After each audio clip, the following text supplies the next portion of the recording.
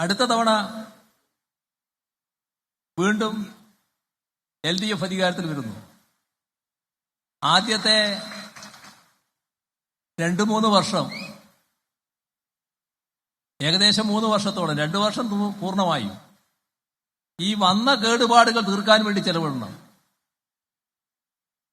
നേരത്തെ LDF തുടങ്ങിവെച്ച എവിടെയായിരുന്നോ നിന്നത് അവിടുന്ന് പുറകോട്ട് പോയ അവസ്ഥ പരിഹരിക്കാനും കാലാനുസൃതമായ പുരോഗതിയിലേക്ക് എത്താനും 2-3 വർഷം ചെലവിടേണ്ടി വരുന്നു.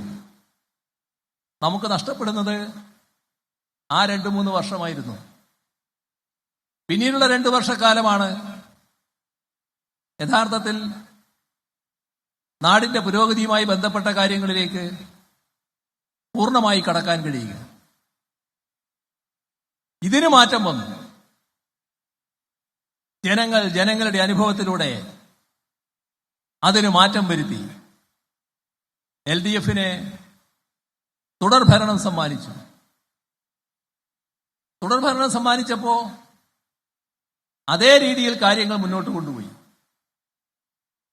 2021 മെയ്യിൽ എവിടെയാണോ ഓരോ രംഗവും നിൽക്കുന്നത് അവിടെ നിന്ന് അതേ പന്ഥാവിൽ മുന്നോട്ട് പോകുന്നതിന് ഒരു പ്രയാസവും ഉണ്ടായില്ല.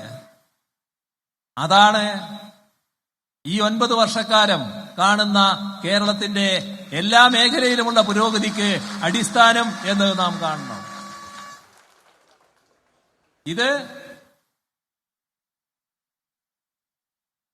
ഇതിനിടയ്ക്ക് ഞാനൊരു കാര്യം പറയാം. നമ്മുടെ ഈ പരിപാടി LDFന്റെ പരിപാടിയാണ്.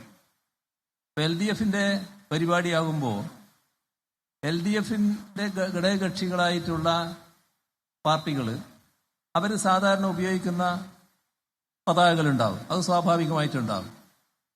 ഓരോ കക്ഷിയും അവരവരുടേതായ മറ്റു പല അടയാളങ്ങളും ചിലപ്പോൾ ഉപയോഗിച്ചു എന്ന് വരും.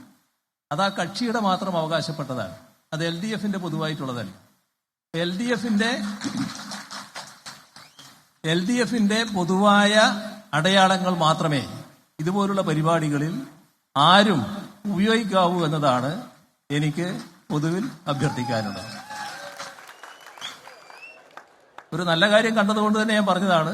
നല്ല കാര്യമായാലും ചിലപ്പോൾ അത് മറ്റു തരത്തിൽ വ്യാഖ്യാനിക്കപ്പെടും. അതുകൊണ്ടാണ് LDFന്റെ പൊതു അടയാളങ്ങൾ മാത്രമേ ഉപയോഗിക്കാവൂ എന്ന് പറയുന്നത്.